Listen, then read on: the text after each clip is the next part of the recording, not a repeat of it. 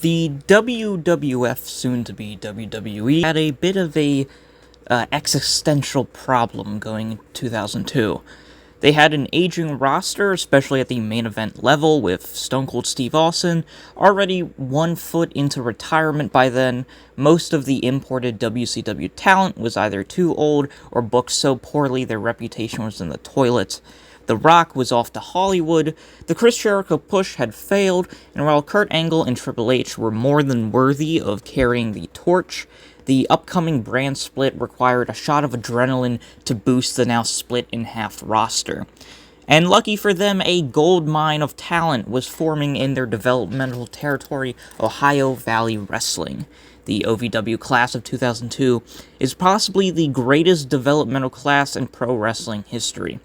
48 world titles, 8 Royal Rumble wins, a dozen WrestleMania main events split amongst the class. There's Shelton Benjamin, one of the most beloved mid-carders of the 2000s. John Cena, a super green prospect that would slowly grow into one of the greatest of all time. Randy Orton, a prodigy that was destined for greatness. Dave Bautista, a big monster powerhouse that would soon skyrocket to the top of the card. And the man who would see the most immediate success out of the five, Brock Lesnar, former NCAA amateur wrestling champion and future UFC champion. Brock's position amongst one of the GOATs is an interesting one. There's sort of a bell curve of ball knowledge, similar to his contemporaries like Orton or Cena. At the bottom, you got the casuals who think these guys are the GOATs of wrestling simply because they haven't really been exposed to much else. Then you got the middle level of semi-hardcore fans, what I call r/squared circle enjoyers, people who think these guys are formulaic, boring, and overrated. These people think Seth Rollins is a top 50 wrestler of all time. They are not to be trusted. Then you got the real freaks, the people who are interested in fucking GWE, watch old G.O.A.T and arson footage and independent lucha shows who go, fuck yeah man, Brock Lesnar is awesome. This, essentially, which is a long way of me saying I'm smarter and better at watching fake fights than you, the viewer, are. But Brock Lesnar does have a very interesting career path that's worth discussing. Not a lot of guys take a 8-year break and return a bigger attraction than when they left. So, just like we did with Edge, Christopher Daniels, and John Cena, I've done a deep dive and watched 85 matches throughout Brock Lesnar's career, which this is actually the least amount of research I've had to do, because Brock likes to take a lot of time off.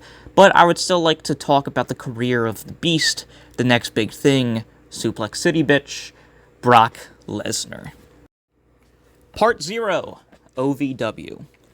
Brock Lesnar would start off his WWE career in 2001 as a part of Ohio Valley Wrestling, immediately showing potential with both his legit amateur wrestling background and his raw power. There's just a physical charisma that's undeniable with early Brock, even if he hasn't put together the little things. Some of this early OVW and dark matches, it looks like he's a little bit lost in the ring, which is normal for someone so new to the business, but it's most blatant with his selling.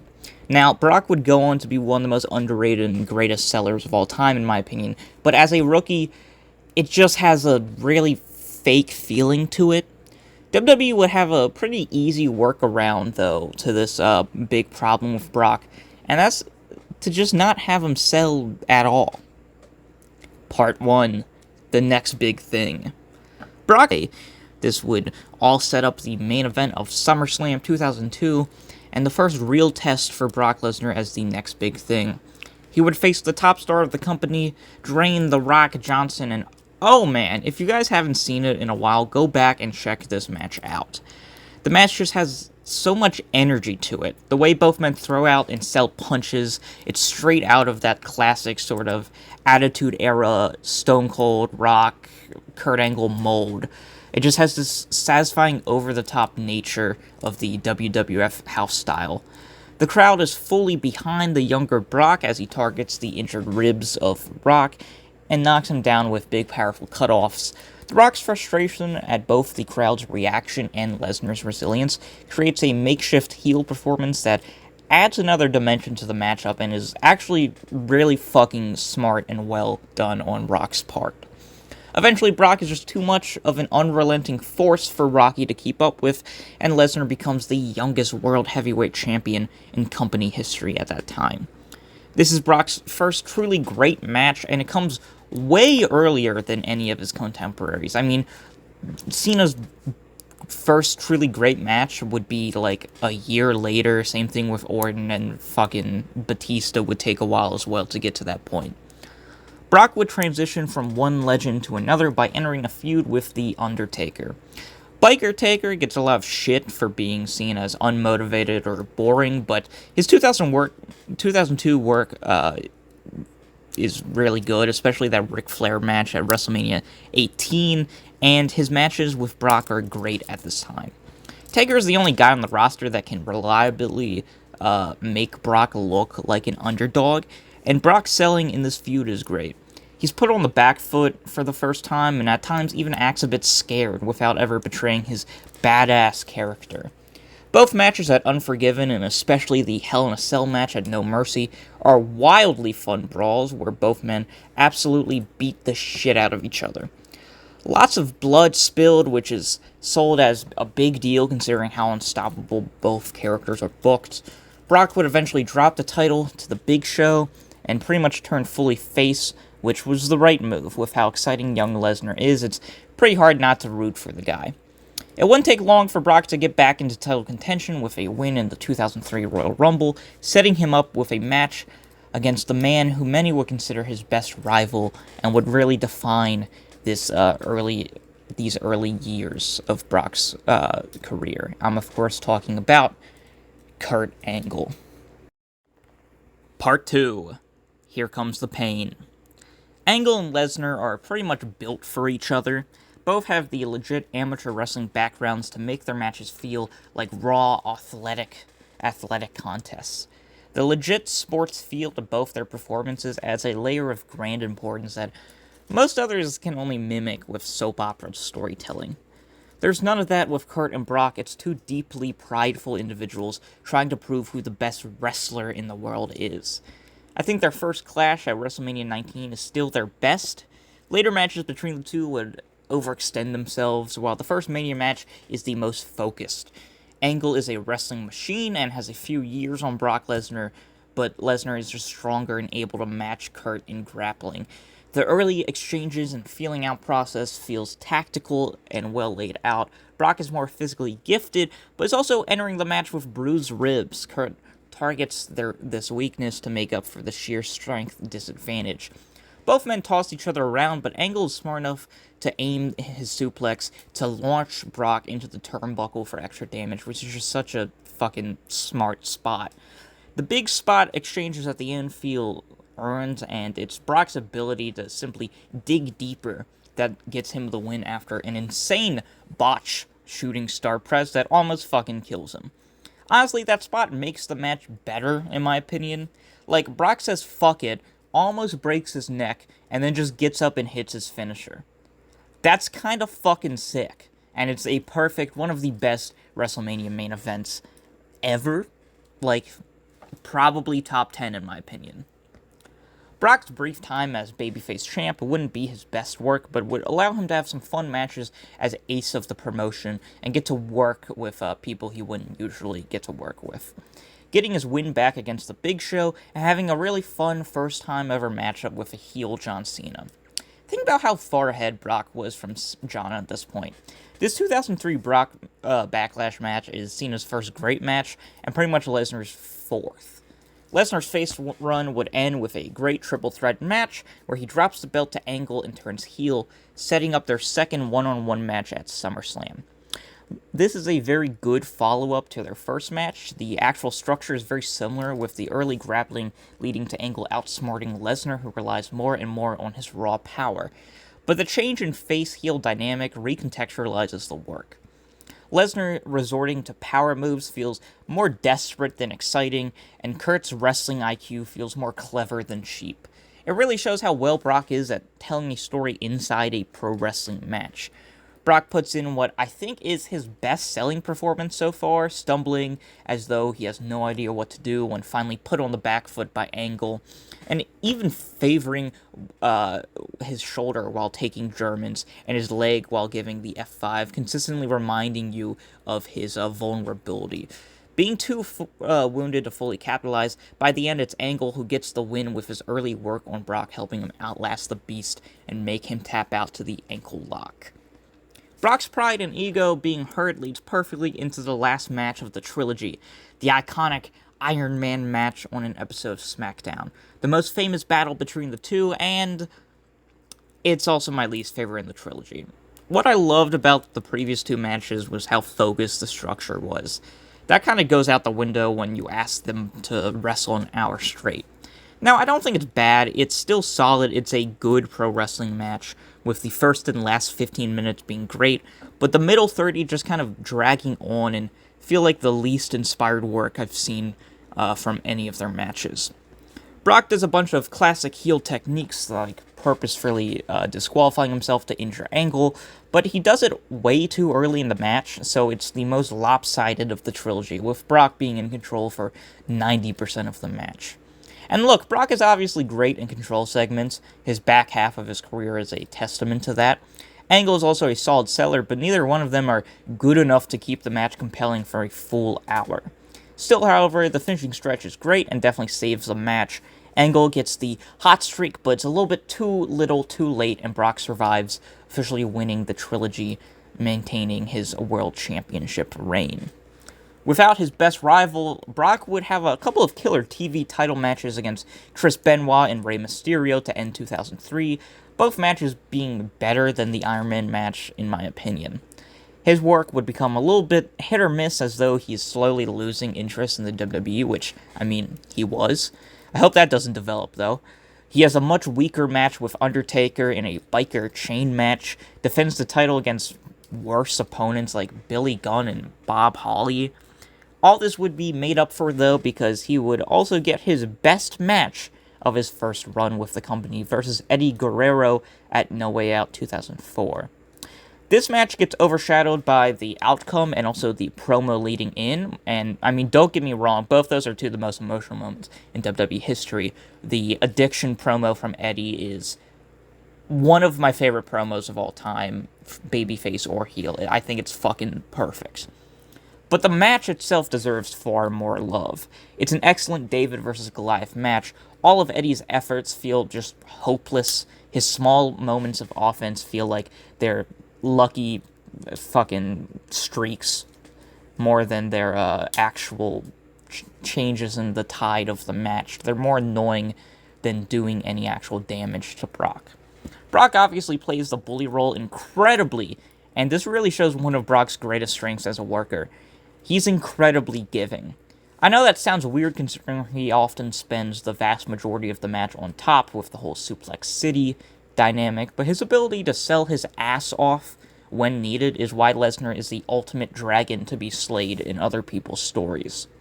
The panic in his movements anytime Eddie gets momentum, contrasting how arrogant and just shit-eating Brock is in control. This match is like a window into the future of Brock's style of work that would dominate his career in the 2010s, as well as being one of the most feel-good moments in pro wrestling history. It's damn near perfect. I think I'd give this one, honestly, 4.5 stars. It's the best Brock match for a while. Alright, it's time to talk about the WrestleMania 20 Goldberg match. So, despite being seemingly built in a lab to be the perfect pro wrestler, Brock was pretty much done with the WWE by 2004. A mix of the relentless schedule and backstage politics pushed him to pursue other athletic ventures. Goldberg at this time was basically going through the same thought process, which leads to both men deciding to step away from wrestling. The problem is that their last match would be against each other, and their departure leaked online, leading to fans completely turning on the match, rejecting both men completely, and hijacking the whole affair. Part 2.5, The Beast in the East. Cut forward to 2005, and after a brief stint in the NFL, Brock Lesnar would make his pro wrestling return, not to the WWE, but instead to New Japan Pro Wrestling. Now, in theory, this could have been a match made in heaven. Brock can just fly in for his matches and head home, and New Japan, in the middle of the MMA-obsessed Inokiism era, gets a legit star to help the company through financial troubles. This plan would pretty much fall apart immediately, partially because Brock clearly had no passion in him for wrestling at this point, and it shows. He was just in it for a payday. The work is sloppy and it lacks focus. Brock has no chemistry with the top guys of the company, like Yuji Nagata, Masahiro Chono, or Riki Choshu. The biggest moment of this disastrous run would come in a heatless, poorly executed borderline squash match with a young Shinsuke Nakamura. A match so bad, Nakamura would legit cry backstage. He would have to basically spend the next 5 years completely rehabilitating his image. This whole run is honestly a bit damaging to Brock's legacy.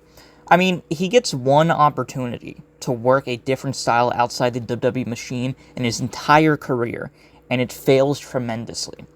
What a strange little odyssey would see the last pro wrestling matches of Brock's career for another 5 years. Also, he has his last match with Kurt Angle. I don't have anything to say about it, but I thought that was neat. Part 3. Return of the Beast. After a complete shit show in Japan, Brock would take his frustrations out on the world of MMA and pretty much immediately become one of the biggest draws in UFC history, adding new relevance and a legit badass tough guy aura he would carry into his WWE return in 2012. In my John Cena video, I gushed over how much I loved their Extreme Rules 2012 fight. Legit, one of my favorite matches ever. I think it is Brock's best match ever. It is an easy 5 stars. So I'll save some time by just saying it's a classic that immediately reestablished how fun watching Brock Lesnar dominate opponents could be.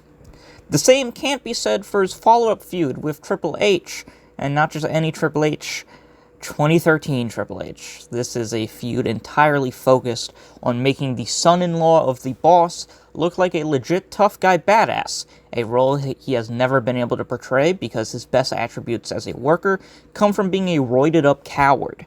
It's so funny contrasting Hunter's "please take me seriously" energy with Brock's naturally threatening aura. It's a complete misuse of Brock's abilities. Instead of the mix of fast-paced, car crash-level action and realistic character-driven selling that Brock thrives in these matches, are the slow, drawn-out, self-indulgent mediocrity that Triple H made a staple of in his career. Can you guys tell I really don't like Triple H? It's fucking insulting that WWE thought a 43-year-old semi-retired pro wrestler, Hunter, locking UFC heavyweight champion Brock Lesnar in a double wrist lock made sense. Brock wins 2 out of 3 of their matches, but the one Hunter wins happens at WrestleMania, so it's the only one people remember, and it's also the worst one. Like every other bit of booking malpractice from this era of WWE, it would be CM Punk's responsibility to get Brock back on track, and holy shit, this is easily one of my favorite Brock matches. If the 2012 match with Cena was the rough draft of Brock's modern style, the Punk match in 2013 was like a perfect refinement. Brock is such a physical anomaly that facing him brings out the core of whoever he wrestles. He's like WWE's Predator. He has such an obvious advantage that he strips his opponents down to their truest form. Facing Brock Lesnar will show you your true colors. Cena took on the Beast head-on like the fearless idiot he is, and only outlasted him through sheer determination. Punk, on the other hand, is much more scrappy when facing Brock.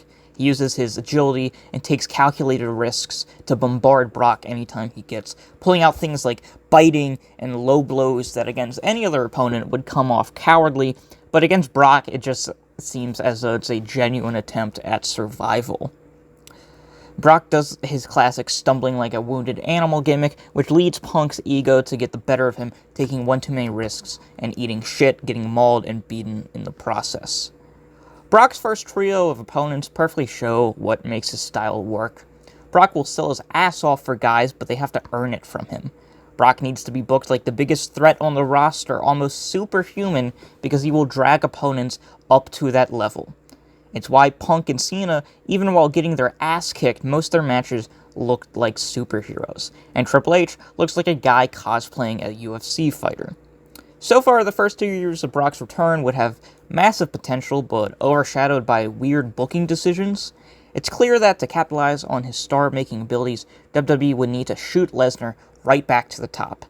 And holy shit, would they. Part 4. Suplex City, bitch. Over the course of 2 matches in 2014, Brock Lesnar would face the 2 biggest stars of the WWE and bring them down to their lowest levels. Let's get the obvious out of the way. Brock Lesnar was chosen to break The Undertaker's 20-year-long winning streak at WrestleMania 30, a decision that is still debated to this day, but was undeniably effective. The match itself was bad. It's bad. It's not good, which is a real shame considering how big the moment is. But it's also the inevitable outcome of an out-of-shape Undertaker that also gets a concussion halfway through the match. It's a shame, but you can't really blame Brock on this one. The Cena match, on the other hand, at SummerSlam 2014, went perfectly. The superhero of WWE meeting his doomsday, with his kryptonite taking the form of getting dropped on his fucking head. It's a complete squash match that can only work with the combination of Brock's legitimacy and Cena's previous 10 years of dominance on the main event scene. This begins what I will be calling part-time Brock, a world champion that doesn't show up. Now, at the time, I hated Brock as world champion. It immediately delegitimatized a majority of WWE weekly programming and made their TV just worse as a result. Going back and rewatching Brock's career, however, I'm a lot more lenient towards the booking.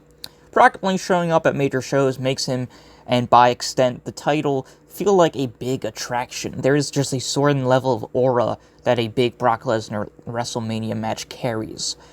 Also, a lot of these matches at this time kicked serious ass. The Cena rematch at Night of Champions is a great follow-up. The triple threat with Cena and Rollins is incredible, and it's the first of many awesome Brock Lesnar multi-man matches. The first Roman match is really good as well.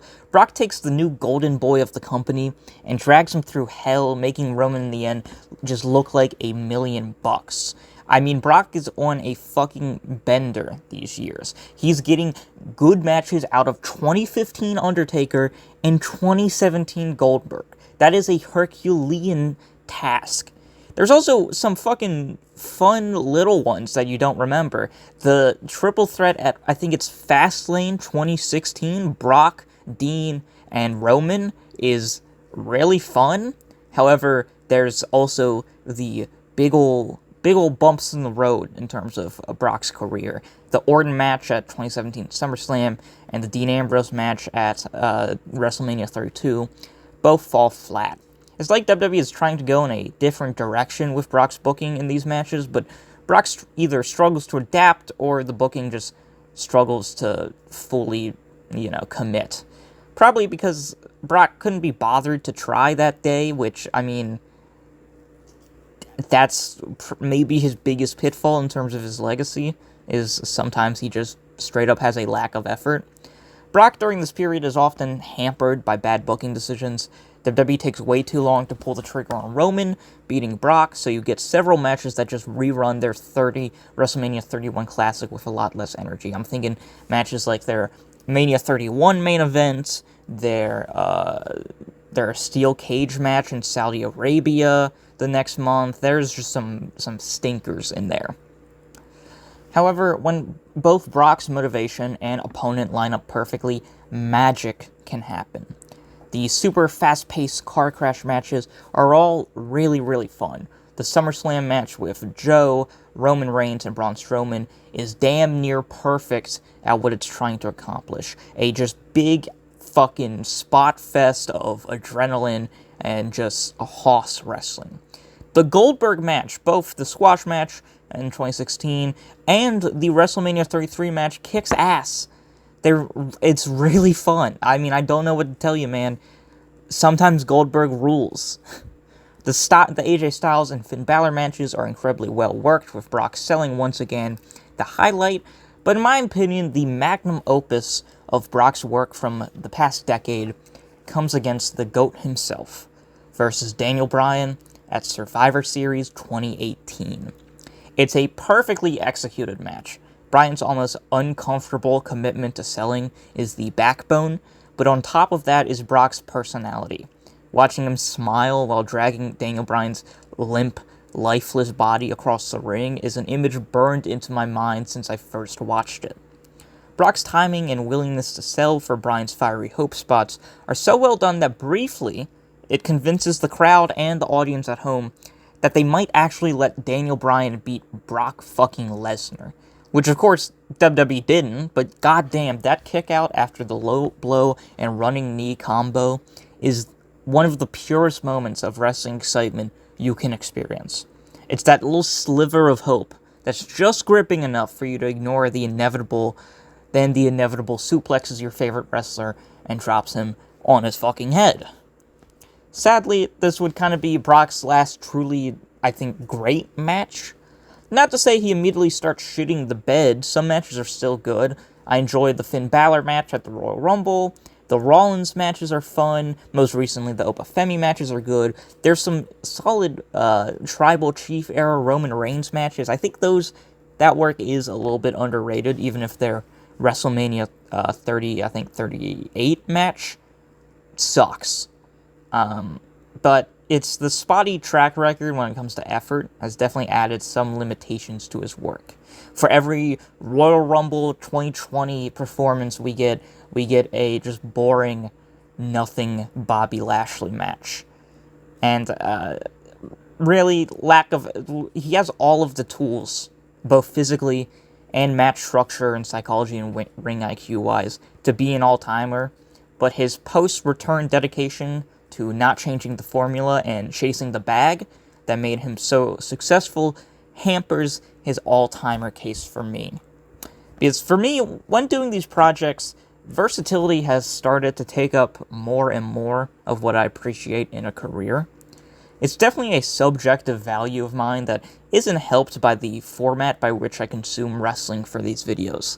Overall, I try to balance versatility, consistency, and peak as equal variables. Watching 5-10-minute Brock Lesnar matches loses a bit of its luster when it's done in an afternoon instead of spread across a whole year of WWE programming. Still, I enjoyed this project immensely and would easily recommend these following 10 matches that you should probably go out and seek. I believe pretty much all of these have been uploaded onto WWE's YouTube channel, and they are versus The Rock, SummerSlam 2002, versus Kurt Angle, WrestleMania 19 2003, versus Eddie Guerrero, No Way Out 2004, versus John Cena, Extreme Rules 2012, versus CM Punk, SummerSlam 2013, versus John Cena and Seth Rollins, Royal Rumble 2015, versus Goldberg, WrestleMania 33, versus Samoa Joe, Braun Strowman, and Roman Reigns, SummerSlam 2017, versus AJ Styles, Survivor Series 2017, and versus Daniel Bryan, Survivor Series 2018. So in our official RJ3 Greatest Wrestler Ever list, I'm going to be sliding Brock Lesnar at number 2 out of 4, just a little bit below John Cena, and just a little bit above Edge. This list is looking a little bit, American wrestling-centric. 3 WWE guys and 1 TNA guy. So I think we're going to be stepping out of our comfort zone a little bit for the next installment of this series. I think we're going to be talking about the Dangerous Queen, the woman with her own Netflix show. I think I want to do a deep dive on Dump Matsumoto. So subscribe to stick around so that you can see that video, and I'll see you guys next time.